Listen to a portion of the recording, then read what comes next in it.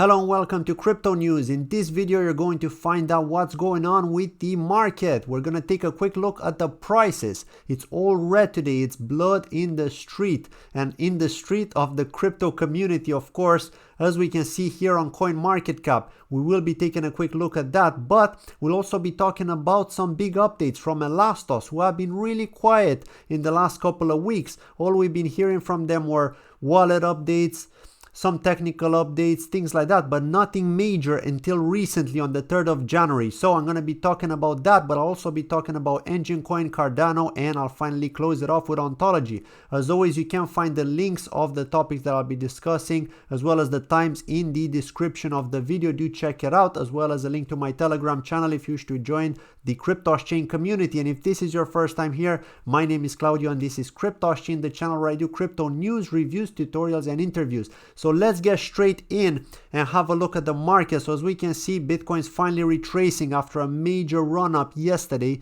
to over 8,300 bucks. And we'll take a quick look at Binance. As we can see here, the exchange is showing us what's going on with the price right here live. As we can see, it was 8,455. This was the 24-hour high, and look at this on the 1-hour chart, how it's going down. It's very bearish, right? It is forming that shape of wanting to go further down, but I'm not an expert trader. I'm still learning how to trade. But when you're looking at other charts, when a pattern like that happens, it normally bounces off this 99 moving average, right? The red one that you see here. So if it goes a little bit below it, that's okay. But if it bounces off, so that means around the 77.40 area, if it bounces off this, then it could be going even higher. If it doesn't bounce off it and it gets rejected, then we'll be revisiting the lows again, right? So this is just some basic trading concepts. That's usually what happens after such a run up, when the growth was around the moving average. As you can see here, it bounced off the moving average, went up again, came down, and it got rejected by this moving average. So now it's going down. It's got the next moving average. So this is the one on the 1-hour chart, which usually indicates the sign that we could be bouncing up higher, and this is just a normal pullback, nothing major. But if it gets rejected, like I said, it will be going down below 7,700, right? This is basic trading concepts. I could be wrong. Again, don't take my advice or anything, but this is just my personal opinion of what could happen. There are two possible scenarios, right? We could either get rejected here or we could bounce off. So this area is the important area, and I think it could be like 1, 2, 3, around 4 or 5 hours before we'll know for sure, right? It could go even a little bit below it, like I said, because this is going to form in an upper case here, in an upper direction. So it could just go like that, right? And then if we get a bounce here, then all good. If not, then we may get rejected, right? So that could happen. So let's take a look at the other coins, actually, because we do have Neo trading at $9.48, holding quite well with this dip. And we've got Ontology trading at 54.5 cents. It did go to just below 54 cents on Binance, though. Let me actually close down Binance because it is slowing down everything. Now, the biggest winners are Bitcoin Diamond. Nash Exchange are actually pumping as well, surprisingly, because we didn't get any major news from Nash. I actually had a look. And the biggest losers are Made Safe Coin and Synthetics Network. So let's get straight into the news, because this is what it's all about, right? We want to hear about these projects. What are they doing? What are these companies doing, right? Really, how much longer does it take for them to produce something? So here we go. ElastOS have finally done it. They've given us something. It's called ElastOS, which stands for Operating System. Version 1 is officially available for download on Android devices, and the gateway to the smart web is now open. News.elastos.org is the website. Again, you can check out this article on their official Twitter page. Like I said, you can find it in the description.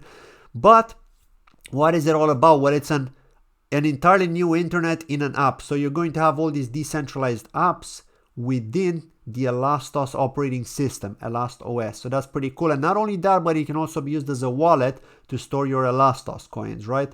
So this is pretty big news from ElastOS, because this is the first step towards creating that decentralized internet that they've got in their vision, that they've got in their roadmap, right?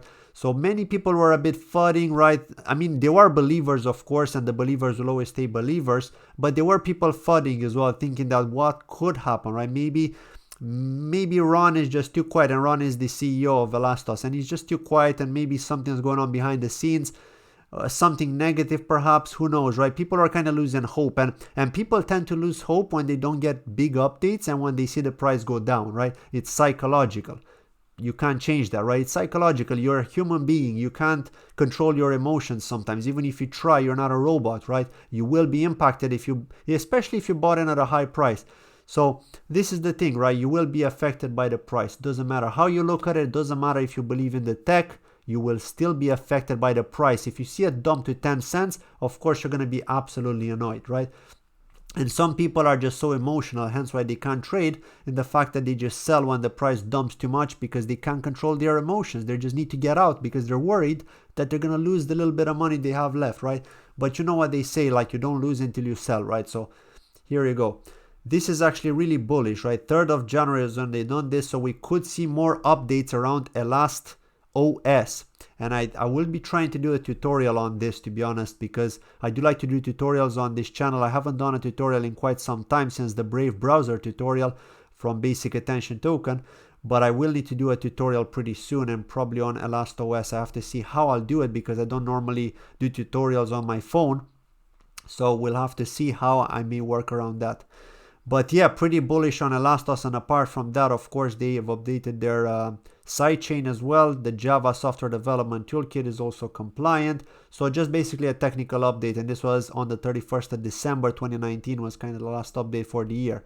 So yeah, they really surprised us with this on the 3rd of January. Maybe some people had some inside info, so they knew about it. They knew it was coming. But that's it from ElastOS. Congratulations, we got some big updates, and this is what it's all about. Let's move on and talk about Enjin, one of my favorite projects, Enjin Coin, blockchain gaming. And if you've already watched my top 5 cryptos that I believe are going to do well in 2020, or if you haven't, do check it out on the top right hand corner. Of course, Enjin Coin is mentioned as one of the top 5, simply because I really like their vision. And I've actually had an interview earlier on with Litecoin Lisa. She's also a YouTuber, a crypto influencer. She really believes in the vision of Litecoin, and I'll try and bring her on my channel next week too. So on her channel, I did say that I really believe in Enjin Coin's vision and how they're going to change the way gaming works by integrating non-fungible tokens into in-game assets. So that is pretty good, right? So we've got some updates here. Let's have a look. So we've got updates from the 6 Dragons. I've done a review on this too, and hey, actually you will find the blockchain game review videos that I've done on this channel, but I've also created a secondary channel called CryptosChain_blockchain games, where I've cloned all the blockchain game review videos that I've done onto that channel, but I also have them on this channel too, so you can check them on both sides. You can find the link in a pinned comment if you're interested in blockchain gaming. As always, please subscribe to that channel. I very much appreciate it, and I will be doing a blockchain game review pretty soon for you. NFT dragons with sweet mustaches to boot that are playable in an ARPG, and this is actually Crypto Stash, which is showing how to craft a dragon. So that is pretty cool, right? Crypto Stash, I've also had him on this channel. I had an interview with him quite a long time ago, and he's also into blockchain gaming. He also supports Enjin Coin and the vision, so that is pretty cool to see that as well. He actually did a tutorial on Gods Unchained, I believe, which is a card game. So yes, more games on Enjin. This is kind of like a basic 2D one, right? But it looks pretty cool. It's called Gecko Multiverse. Epic battle with the community in Enjin. Playing Forest Knight. All weapons, skins are on the blockchain items. So hence why we're talking about the ERC 1155, which are the non-fungible tokens. Forest Knight items on Enjin. So I think I need to do a review on Forest Knight, because this is one of those games which I haven't reviewed which are powered by Enjin, right? Because I'm trying to kind of do the ones which are powered by Enjin first, and I'm trying to look at other blockchain games as well on that channel. Age of Rust, of course, I've done a review on Age of Rust, but we didn't have much information at the time I did that review. I know a lot of you watched that review already. I'm getting a lot of views on that review still. We don't have many updates on Age of Rust since then. They're still working on it basically, but they're showing us a clip here saying that you can get PBR materials. I'm not sure what that stands for, and volume lights. It's a dark sci-fi story, and of course you can check out that review I've done on this channel. If you search for Age of Rust, you can find it there. The Six Dragons, again, I have done a review on Six Dragons as well. So I've pretty much reviewed almost all the games which are powered by Enjin. So we're seeing updates from these games now. And then we'll probably get some new games too, because as you probably know, they have some partnerships or some collaborations with some new game developers who are developing new games powered by Enjin using the Enjin software development toolkit. So we're going to see more of that, right? We're going to see more of that pretty soon in 2020. But that's that about Enjin. Pretty happy to see all these different updates from these games, because these games are being played by many people and the gaming community is growing. It's growing at a slow rate, but it's growing. That's the important thing, right? Like when we had that bull market in crypto, all the communities were big, and then when the bear market started, everybody left, right? But with gaming, it's like new gamers are finding out about blockchain games and they're joining, right? They're joining the community. So these communities are actually growing rapidly. So I'm very bullish on that. So yes, that's that with Enjin. Let's move on and talk about Cardano. So Cardano are always talking about the Shelley mainnet, right? They're always talking about that now because that's the next big milestone for Cardano. It's stage 2 in terms of the roadmap, which is Cardano's proof of stake. For those that don't know, testnet is already live. You can stake your Cardano on testnet. If you probably had staked already by the time you watch this video, but it's not possible to stake right now. If you haven't already staked, like if you, for example, if you get into ADA now, or if you have ADA on your ledger, you can't stake on Shelley Test Net right now. But you can apparently extract them out of your hardware wallet and move them to Shelley Test Net. But this guy here, Sebastian Gilmont, I think is his name, explains the security risks you have to understand before using this functionality. So if you don't already know, if you have Cardano, which is the coin ADA, on your Ledger wallet using Yoroi wallet does support Ledger, for example, or Trezor too, I think. You shouldn't try to move your coins to the Shelley testnet in order to be able to stake later on. They don't recommend them, right? You can do it, apparently there is a way, but there is a risk that you could lose all of your ADA and also other assets that you hold on your ledger. So imagine the risk you're exposing yourself to, right? So it's not worth the risk. I think it's better to just wait it out rather than try to struggle to do something for some basic returns until Shelley mainnet. It's not worth the risk, right? The amount of funds that you could be losing over a small percentage gain, right? Think about it, right? So do watch this video before you do anything crazy and you end up losing all of your crypto. It's very dangerous, right? But I just wanted to kind of cover this because everybody's talking about Shelley right now, right? So we're getting all these updates, and they are meant to launch in Q1 of 2020, so not too long to go, right? But that's that about Cardano. Let's move on and talk about Ontology to close this off. And Ontology are trying to become more decentralized day by day, right? Because we're now seeing another staking pool called OKEx, right? So OKEx are also an exchange, if you don't already know. But they're also joining Ontology's trusted ecosystem as a new node. So of course they do need to stake 200,000 Ontology. That's how much you need to stake when you're running a node in order to qualify, right? So if you don't have 200,000 Ontology and you don't meet the hardware requirements, don't even bother applying, right? Because there is an application form you need to fill. And what I'm seeing now is that Ontology are not really accepting regular folks, but they're more looking towards companies like exchanges, startups, companies that have some kind of reputation to kind of market themselves as well, right? They're accepting those people to run a node, right? If you notice that, right? We've got other ones as well. We've got a telephone company from Netherlands who are also running a node on Ontology. So we're kind of seeing that now with Ontology. We're seeing them focus, like I said, on these companies. So what's going to happen next, right? Will there be more companies on Ontology running nodes? I think it's very likely.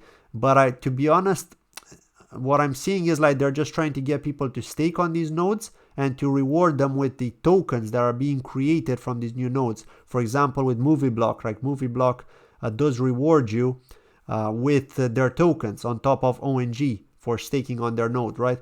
So that's the thing. Like we're seeing all these companies now trying to attract, and I think this is part of the idea for Ontology to kind of push staking, right? While they're working in the background to try to educate people in universities, to try to educate people in conferences, to attract developers, to attract companies to build on Ontology.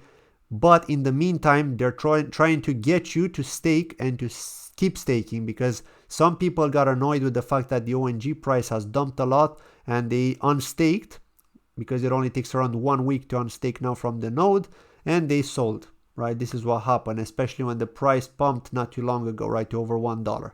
So who knows what's going to happen, but I am still bullish on Ontology for 2020. I think they still have the funding.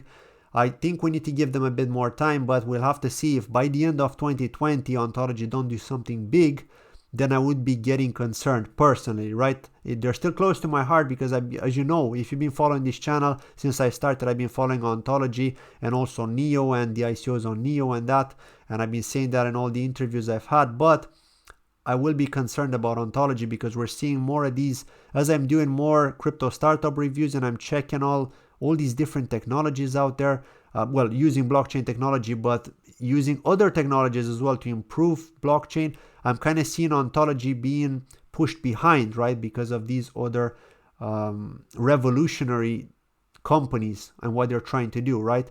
So my concern is that if Ontology don't do something before the end of this year, it will be kind of a red alert for me, right? I would be concerned at that. Because we need to see them get more dApps. We need to see them attract someone big, some big partner, right? They're probably going to get listed on Coinbase pretty soon too, because as you know, Matic, Ontology, Harmony, and a few others are going to be listed, and Waves, the decentralized exchange coin as well. That's also going to be listed possibly. We don't know 100% sure, but when they say possibly, they usually do it, right? So I think when that happens, we're going to see the price of Ontology spike once again, probably a big run up, probably over $1. Because Coinbase is being hyped. This is my speculation, my assumption. Don't take this as financial advice in any way, by the way.